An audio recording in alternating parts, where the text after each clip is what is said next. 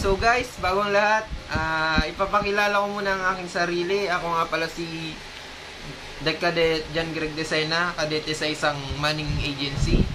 And naisipan kong gumawa ng video ngayon dahil sa dami nang nagtatanong at may extra time din ako dahil sa naiwan ako ng eroplano. So, delayed and may oras. Kaya naisipan ko mag-explore ng bago, gumawa ng vlog at may share din yung experience ko kasi lately lang ako nag-asikaso ng aking mga requirements and para ma-share yung mga experience, kwento, technique, ano ba yung mga dapat ginawa ko at mga dapat di ko ginawa, mga dapat pala di ko dinala, and mga kung ano-ano pang pwede nyo magamit sa pagpunta, pagkuha ng US visa. And malamang kung interesado ka sa video na to, ikaw ay isang marino na first time kukuha or magre-renew ng kanyang US visa dahil ang C1D transit visa ay alam ko exclusive sa mga seafarers. And kung tama ako, di ka nagkamali sa pag-click ng video na to. Sana tapusin mo at mag-subscribe ka, mag-comment, mag-like, at i-share sa mga kakilala mo, kabatchmate na kukuha pa lang. Kasi baka makatulong, baka magamit nila, or para maiwasan nila yung mga delay, mga abala. So, without further ado, simulan na natin. Raindrop, rock top, fucking up in the hot bar, fucking on your bitch, yeah, looking up over the. So guys, bibilisan ko lang dahil alam ko naman na importante ang oras nyo. So, bago yung appearance day or interview date is magsisimula muna tayo. Nung nagpasa ako ng US Visa Crew Information. Ito yung pinapapila pa ng company. Ito yung binibigay. And nagpasa ako nito sa kanila is February 9 to be exact. And together with this crew information sheet, hiningi na rin nila yung 2x2 picture na nasa white background and naka-coat and tie. So, nagpa-picture ako ng 2x2. Yung una kong binigay ay hindi tinanggap dahil sa quality ng papel na ginamit. Kapag in-scan is parang madumi na parang may mga tuldok-tuldok. So, dapat guys, una nyo pa lang na pa-picture, sabihin nyo na direkta sa papapicturean nyo na gagamitin nyo for US visa application. Para ganitong klase yung ibibigay nila. Ito guys, luckily pangalawa tinanggap na to kasi parang maganda na yung papel and makinis yung papel niya. So, yun lang naman yung ano ko. Ito pala yung sample ng crew information sheet.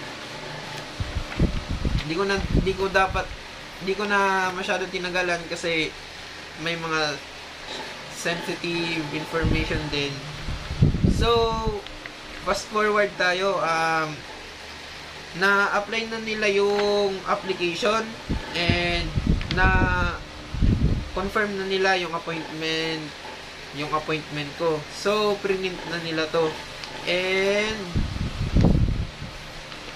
ito yung date na nakuha nila sa application date. Kung nakikita nyo, April 26, 2022. Pero, nagawan ata nila ng paraan at yung appearance day ko ay naging March 25. Dahil nga, akala ko aalis na ako. Dahil nga, ang tentative ng alis ko sana is end of March. Kaya, kaso nga, naiwan. So, eto, nagpa-vlog.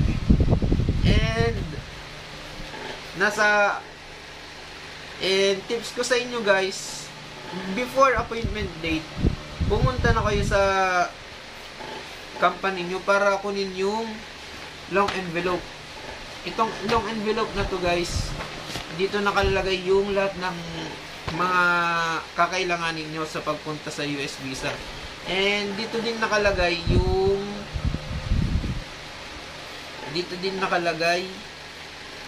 yung lahat ng mga requirements na kailangan mo basahin para pag in-interview ka doon sa US Embassy ay makasagot ka.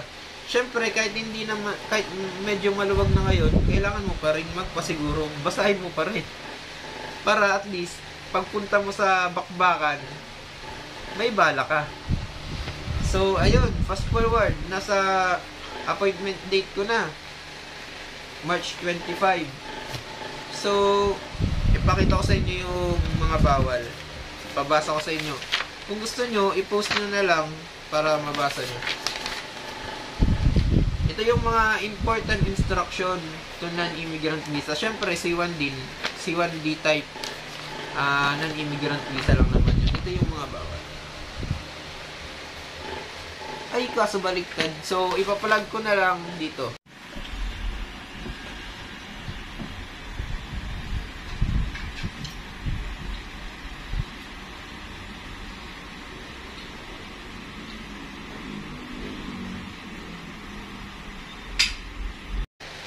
So guys, laman din nun yung resibo, kung ilan yung binayad.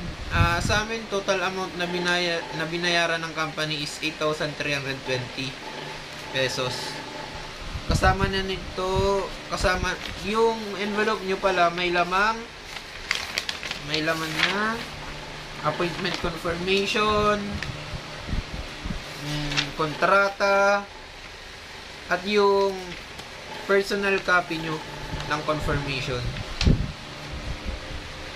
Tapos kasama na rin yung passport, seaman's book. And tips ko lang pala sa pagpunta dyan sa inyo, pwede kayo magdala ng bag sa loob. Pwede rin kayo magsuot ng relo. Pero yung relo na natural lang, yung hindi smartwatch. Basta, ako kasi kaya wala akong picture dahil hindi na ako nagdala ng cellphone. Kasi, pero meron namang iiwanan doon. Kasi napakamahal ng babayaran mo, 200, mag-iiwan ka lang ng cellphone. Tapos, hindi mo pa kilala. Hindi naman sa dahil matagal naman na sila doon. Matagal na sila yung pinapahawakan ng mga kumukuha ng US visa ng mga cellphone nila. Para bang pinagkakatiwalaan na. Pero, syempre, pinili ko na lang na iwan yung cellphone ko para wala na akong masyadong alalahanin at isipin. Kaya, yun guys, wala akong picture na nakuha. Bawal din pati yung mga electronics cellphone, bawal doon, bawal magdala. And, may nagbebenta ng ballpen sa labas. Yung 9 pesos lang. Talaga yung SRP price niya madalas is 9 pesos lang, pero yung binibenta sa labas is 20 pesos. 20 pesos yung benta niya. Wag na kayo guys bumili dahil wala naman talaga, di naman kayo magsusulat sa loob. And pagpasok niyo and ito pa isang tips, anytime kayo pwede pumunta doon kasi hindi naman sinusunod yung oras. First come, first serve. So, ako alauna yung appointment time ko, exactly 1300s. Pero alas 10 pa lang nakapasok na ako sa US Embassy. And pagpasok ko, napakabilis ng proseso, napakaganda, napaka-systematic ng proseso nila. Una, kinuha yung passport ko na nakaipit yung letter ng agency. Then, pumasok na, umupo ulit, pumila, nagantay. So, nakapasok. Doon sa may step 1, kinuha lang yung mga personal information. Yung birthday, date, pangalan. Tapos, ako guys, tinignan yung picture ko kasi dito. Iba yung mukha ko dito kasi mahaba pa yung buhok. Nagtanong kung 6 months ba kung latest ba yung picture ko, di ata namumukhaan. Tapos, yun lang naman tinanong ko sa nag-aral. Tapos, papunta ka na sa step 2. Sa step 2 naman, mas lalong mabilis. Sasabihin mo ulit yung pangalan tapos yung birthday mo. Tapos yung mga biometrics mo, ano mo na, doon ka na magba-biometrics. Mga thumb marks. Una, yung 4 na finger sa kanan, tapos 4 na finger sa left, tapos sabay na thumb. Then, after nun, pila ka ulit. Napakabilis lang guys. Pila ka ulit. Doon ka na sa pinaka-last part sa may part 3. And doon na yung interview. Pinakakabahan ng lahat. Kasi legit, Amerikano guys. Amerikano yung mag-interview sa inyo. Sa akin lang guys, napakadali lang naman ng kasi alam mo yung naiintindihan ko yung English nila. Kasi hindi sila masyadong slang magsalita ng English. Kasi yung ibang Amerikano, di ba, napakabilis, napakaslang ng mga words, napakaslang ng salita, at di ko na maintindihan, pero yun, maganda kausap. And yung interview naman ay napaka-smooth. Napakabait din ng Amerikano. Sample question lang guys, yung ito talaga yung mga tinanong sa akin. Yung una, kung alam ko daw ba kung anong barko ko. So, sinabi ko yung barko ko. Kung ilang taon na daw akong seaman. Syempre, sabi ko, wala pa akong experience. First time kong mag-on board dahil ako ay fresh grad. So, he smiled and okay, next question. Tapos, tinanong niya din kung ano bang mga duties and responsibilities ko sa barko. And kung anong klaseng barko daw ba yung sasampan ko. So, nasagot ko naman yun. Syempre, as cadet, we are supposed to learn and perform deck and navigational duties aboard ship under the supervision of deck officer. And syempre, kung anong klase ng barko ko, dapat alam mo din yun kung anong klase yung barko mo. Sa akin kasi, sinabi ko crude oil tanker. And isa pa, tinanong din nila kung saan daw ako mag-join.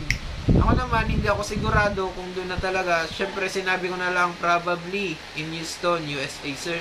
So, he was convinced naman sa mga sagot ko. And meron ba pala kung may relatives daw ako sa Amerika? Syempre, sinabi ko wala. Dahil wala naman talaga. And yun lang yung mga interview. Dahil pagkatapos nun, tapos na. Pwede ka na lumabas at umuwi. Ay, isa pa pala, malalaman mo kung approve o hindi yung application mo. Dahil pag kinuha nila, diretso sasabihin nila na approve. Tapos, sila na lang yung magdi-deliver dun sa manning agency nyo o sa opisina nyo. And ipapakita ko din sa inyo sa screen. Friday ako nun kumuha kasi March 25, 2022, Friday yan. Tapos, Tuesday ng 11 o'clock, 11 a.m. nasa opisina na. Nag-text na yung LBC na na-deliver na nakuha na ng ma'am ko yung passport. So, yun lang guys, and sana nakatulong yung video na to sa inyo. Tapos, kung may iba kayong gustong itanong na mga experience, sasagutin ko guys kung na-experience ko hanggang yung kaya ko lang. Katulad nung mga sa medical, sa experience ko sa medical, experience ko sa pag-utility, experience ko sa pag-apply, experience kahit saan. Kumuha rin ako ng Schengen visa, Netherlands, Rotterdam. So, kung gusto niyo yung mga malaman yan, i-comment nyo lang. At kung may iba po kayong tanong sa mga student pa, pwede rin ako gumawa ng video kung kaya ko sagutin yung mga tanong nyo. And ito na pala yung US visa ko. Approved na siya at sabi ko nga kanina, na-deliver na sa company. si mamang nag-receive. Yun lang guys. Maraming salamat. First vlog. Sana supportan nyo ko guys.